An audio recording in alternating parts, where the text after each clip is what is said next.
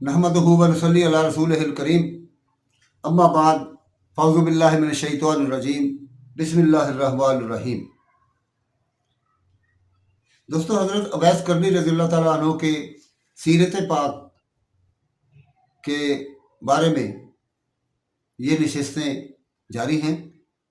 आज हम बात करेंगे हजूर अकरम सल्लल्लाहु अलैहि वसल्लम के हज़रत अवैस करनी रज़ियल्लाहु ताला अन्हु के बारे में इरशादात पर। तज़किरतुल औलिया में हज़रत फरीदुद्दीन अत्तार रहमतुल्लाह अलैह नियत हरीर फरमाया है कि रसूल अकरम सल्लल्लाहु अलैहि वसल्लम अक्सर औकात ग़ुरूब आफ्ताब के वक्त सहाबा कराम रिज़वानुल्लाह ताला अलैहिम अजमाइन के हमरा शहर से बाहर तशरीफ़ ले जाते और यमन की जानब रुख फरमा कर इरशाद फरमाया करते थे, यानी मुझे यमन की तरफ से नफ्सुर रहमान की खुशबू आती है। सही मुस्लिम शरीफ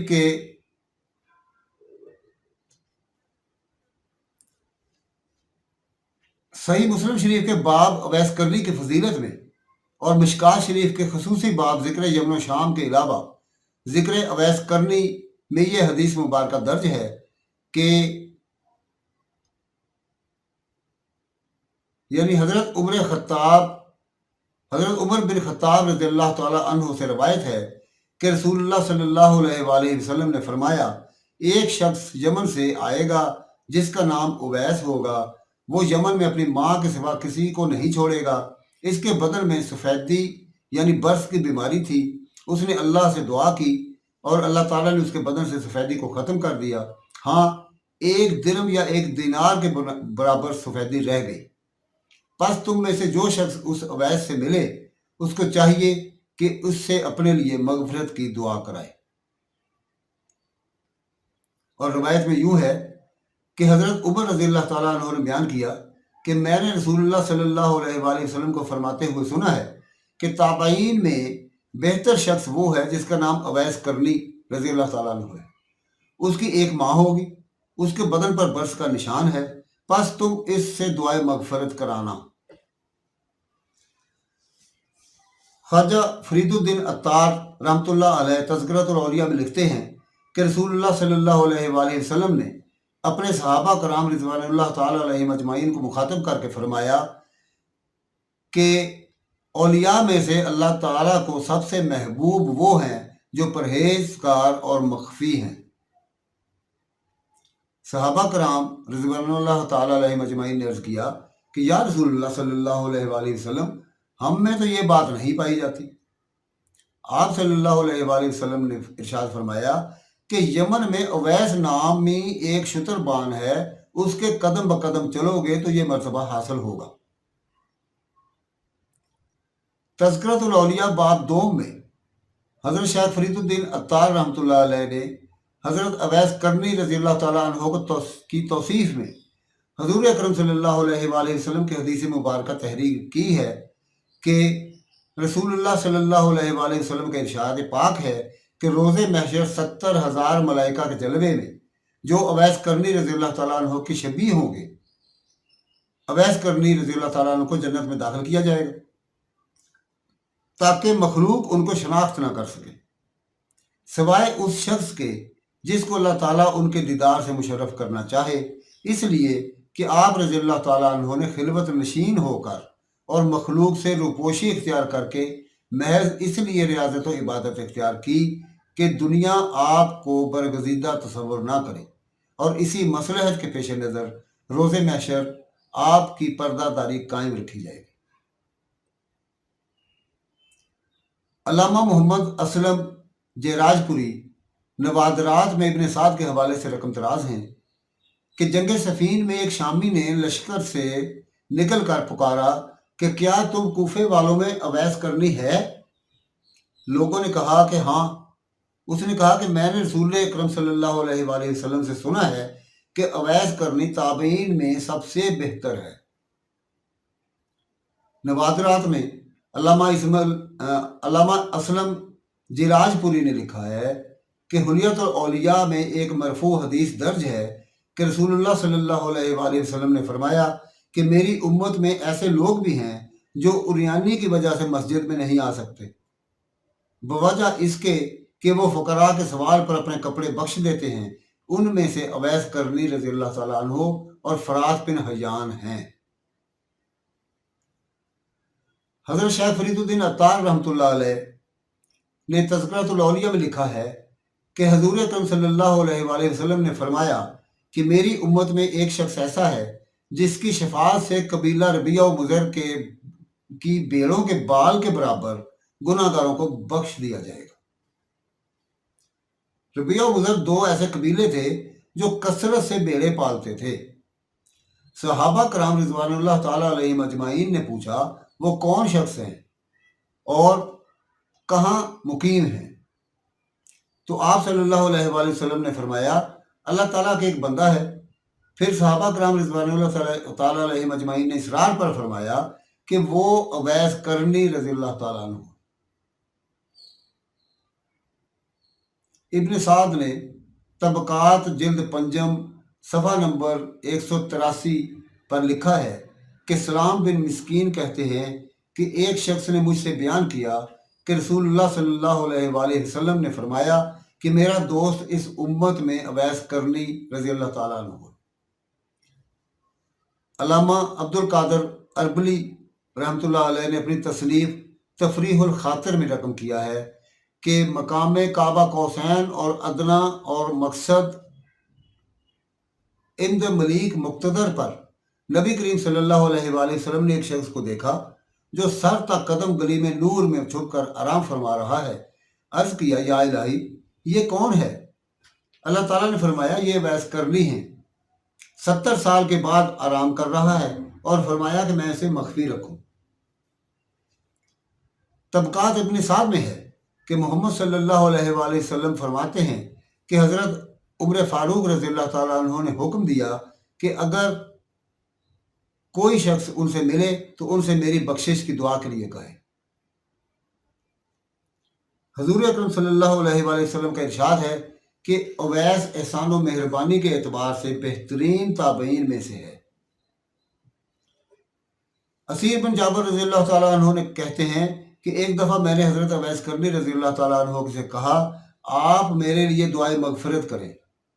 उन्होंने फरमाया कि मैं आपके लिए कैसे दुआ कर सकता हूँ, आप तो रसूलुल्लाह सल्लल्लाहु अलैहि वसल्लम के सहाबी हैं, मुझे तो सहाबियत का दर्जा हासिल नहीं हुआ। उन्होंने कहा कि मैंने हज़ूर सल्लल्लाहु अलैहि वसल्लम को यह कहते सुना है कि खैर ताबईन एक शख्स है, इसको अवैस कहा जाता है। सही मुस्लिम शरीफ में हज़रत उमर फारूक रज़ियल्लाहु ताला अन्हु से मरवी है कि मैंने रसूलुल्लाह सल्लल्लाहु अलैहि वसल्लम से सुना, आप फरमाते थे, तुम्हारे पास अवैस बिन आमिर यमन वालों की इमदादी फौज के साथ आएगा। वो मुराद कबीला का है जो बनु कर्ण की शाख है। उसको बर्स था, वो अच्छा हो गया, लेकिन दिरहम के बराबर बाकी है। उसकी एक माँ है, उसका ये हाल है कि अगर खुदा के भरोसे पर कसम खा बैठे तो खुदा उसको सच्चा कर दे। फिर अगर तुझसे हो सके तो इससे अपने लिए दुआ कराना मेरे लिए। हज़रत उमर रज़ियल्लाहु ताला अन्हु ने उनसे यानी अवैस से दुआए मगफरत के लिए कहा तो हज़रत अवैस करनी रज़ियल्लाहु ताला अन्हु ने उनके लिए बख्शिश की दुआ की। हज़रत अबू हुरैरा रज़ियल्लाहु ताला अन्हु से मरवी है कि रसूलुल्लाह सल्लल्लाहु अलैहि वसल्लम ने फरमाया, बेशक अल्लाह ताला अपने महबूब बंदों में से बरगज़ीदा बंदों को दोस्त रखता है जो मखलूक की नज़रों से पोशीदा रहते हैं। सहाबा कराम रिज़वानुल्लाह ताला अलैहिम अजमाइन ने अर्ज़ किया, या रसूलुल्लाह सल्लल्लाहु अलैहि वसल्लम, फरमाइए वो कौन है? आपने फरमाया, वो अवैस करनी है।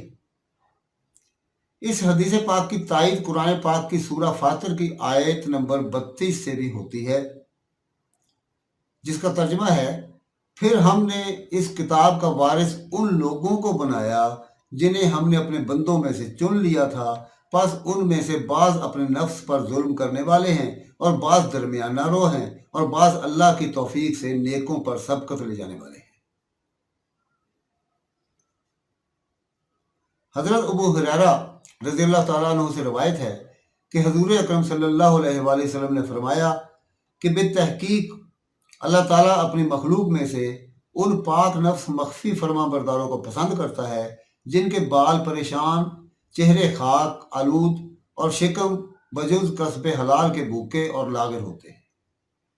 وہ ایسے لاپرواہ ہوتے ہیں کہ اگر بادشاہ بھی ملے اور ان سے ملاقات کرنے کی اجازت طلب کرے تو وہ اجازت نہ دیں۔ اگر مالدار عورتیں نکاح کرنا چاہیں تو وہ نکاح نہ کریں۔ اگر غائب ہو جائیں تو کوئی ان کو تلاش نہ کر سکے۔ اگر مر جائیں تو کوئی ان کے جنازے میں شریک نہیں ہوتا۔ اگر ظاہر ہوں تو کوئی ان کو دیکھ کر خوش نہیں ہوتا۔ بیمار ہوں تو کوئی ان کی عیادت نہیں کرتا۔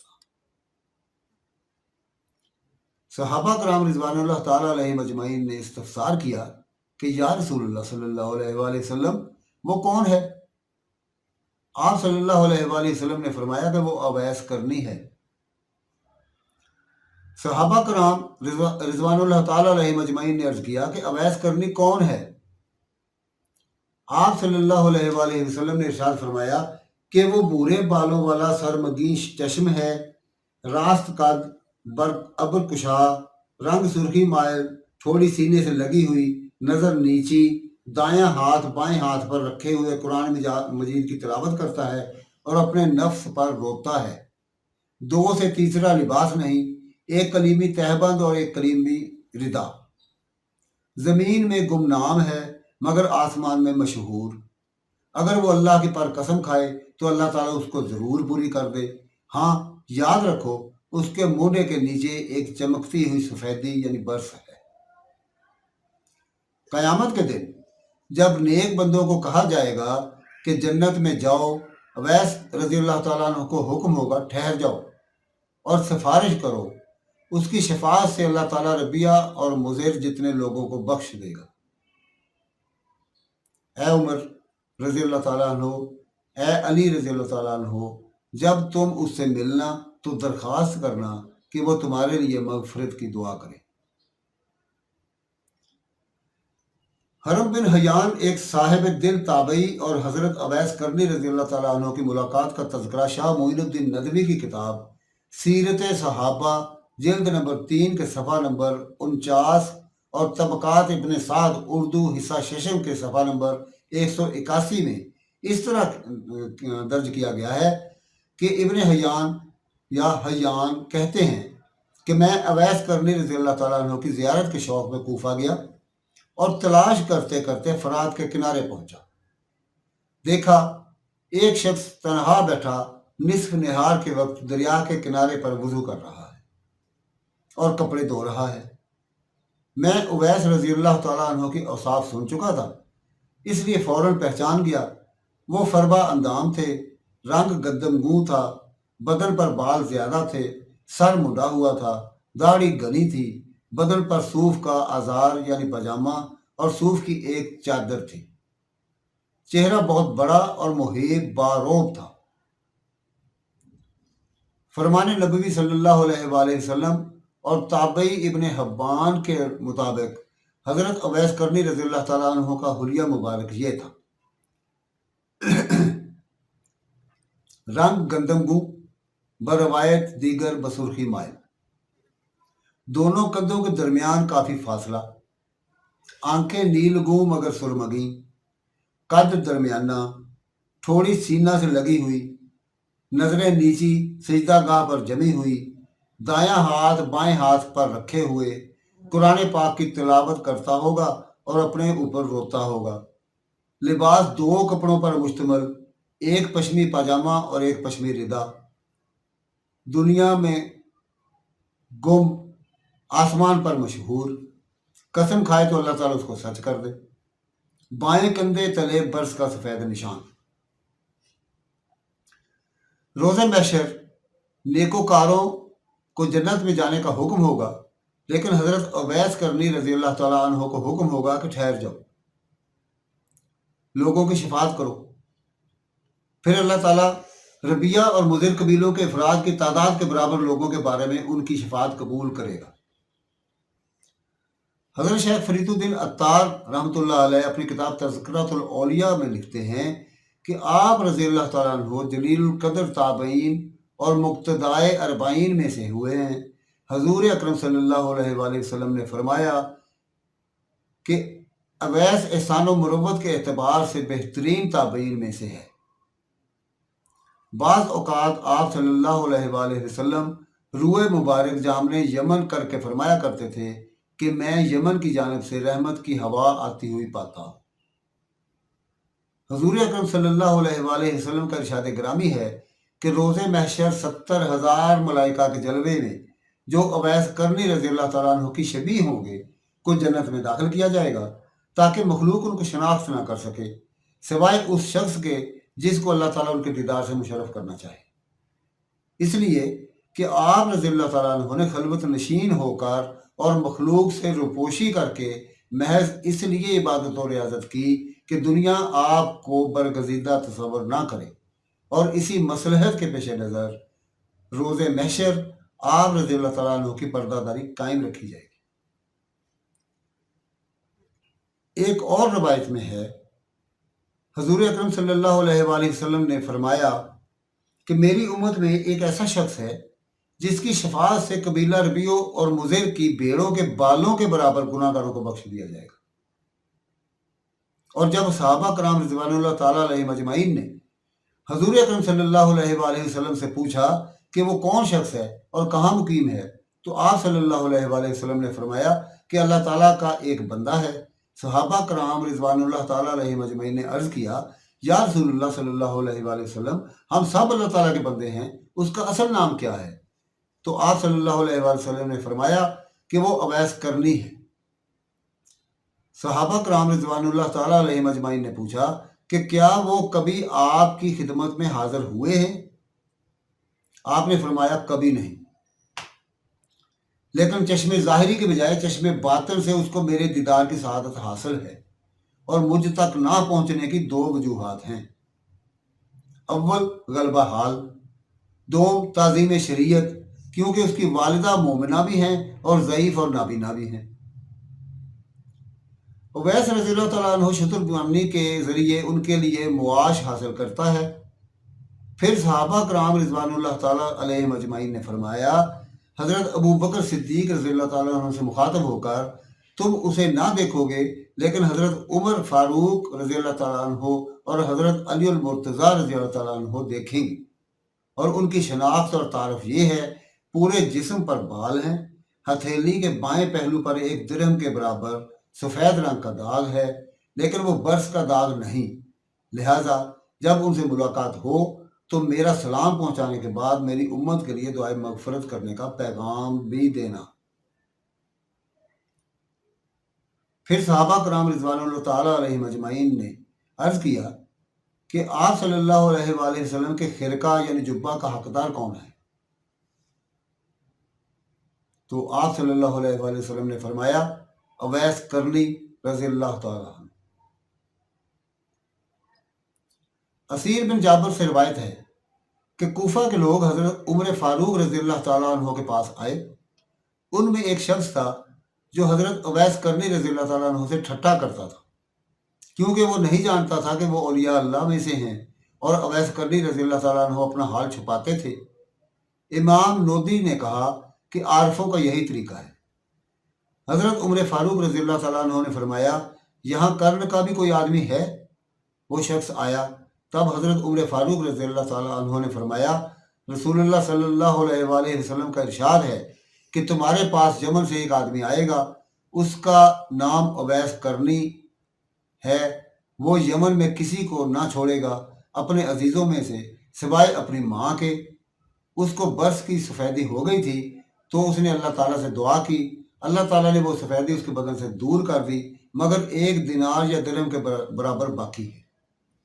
جو کوئی تم میں سے اسے ملے اپنے لیے اسے دعا کرا دیں۔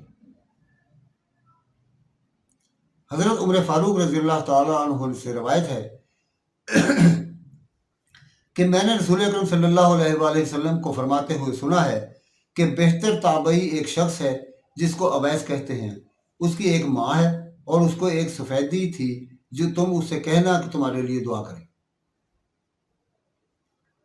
اسیر بن جابر سے روایت ہے کہ حضرت عمر فاروق رضی اللہ تعالیٰ عنہ کے پاس جب یمن سے مدد کے لیے لوگ، یعنی وہ لوگ جو ملک سے لشکر اسلام کی مدد کے لیے جہاد کے لیے آتے، آئے تو وہ ان سے پوچھتے تم میں سے اویس بن عامر بھی کوئی شخص ہے؟ یہاں تک کہ حضرت عمر رضی اللہ تعالیٰ عنہ خود حضرت اویس کرنی رضی اللہ تعالیٰ عنہ کے پاس آئے کہ تمہارا نام اویس بن عامر ہے؟ انہوں نے کہا ہاں۔ حضرت عمر فاروق رضی اللہ تعالیٰ عنہ نے پوچھا تم قبیلہ عامر سے ہو؟ انہوں نے کہا ہاں۔ پوچھا کرن میں سے ہو؟ انہوں نے کہا ہاں۔ پوچھا تم کو برس تھا وہ اچھا ہو گیا مگر درہم کے برابر باقی ہے؟ انہوں نے کہا ہاں۔ پوچھا تمہاری ماں ہے؟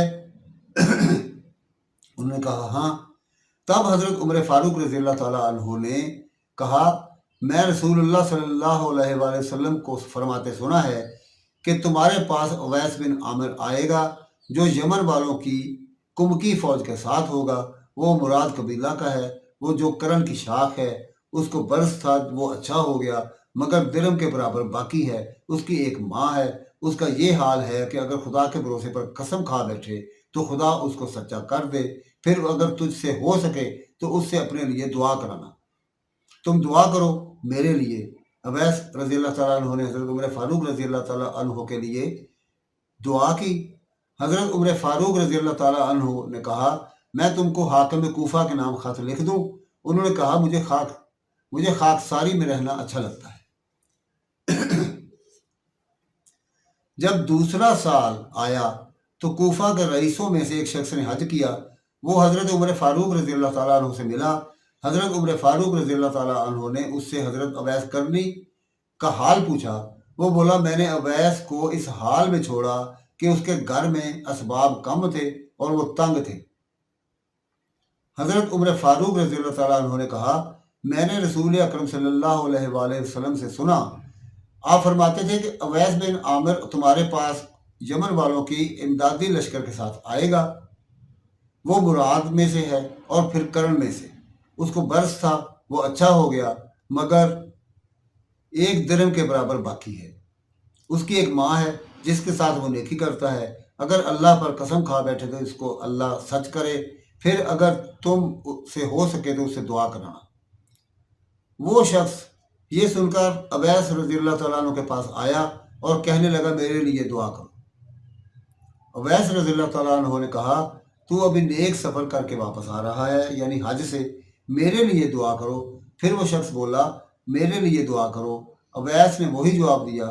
پھر پوچھا تو حضرت عمر رضی اللہ تعالیٰ عنہ سے ملا؟ وہ شخص بولا ہاں ملا۔ اویس رضی اللہ تعالیٰ عنہ نے اس کے لیے دعا کی۔ اس وقت لوگ اویس رضی اللہ تعالیٰ عنہ کا درجہ سمجھے، وہ وہاں سے سیدھے چلے۔ اسیر نے کہا ان کا لباس چادر تھا، جب کوئی آدمی ان کو دیکھتا تو کہتا اویس کے پاس چادر کہاں سے آئی؟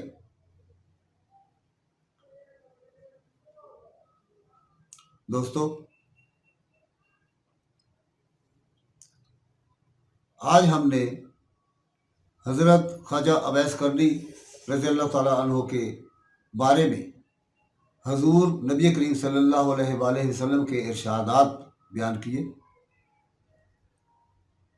ان ارشادات کی روشنی میں اگر دیکھا جائے تو حضرت اویس کرنی رضی اللہ تعالیٰ عنہ کی جو شان و شوکت، جو ان کا مرتبہ اور ان کا مقام بنتا ہے، اس کو سمجھنے کی ضرورت ہے کہ جس شخصیت کے لیے نبی کریم صلی اللہ علیہ وآلہ وسلم خاص طور پر ارشاد فرما رہے ہیں کہ اس سے دعا کراؤ، تو اس شخصیت کا کیا مقام ہوگا، اس چیز کو سمجھنے کی ضرورت ہے۔ اور اگر ہم اللہ تعالیٰ کی توفیق سے اس کو سمجھنے میں کامیاب ہو جائیں تو ہماری زندگیاں سنور جائیں۔ وما علینا الا البلاغ المبین۔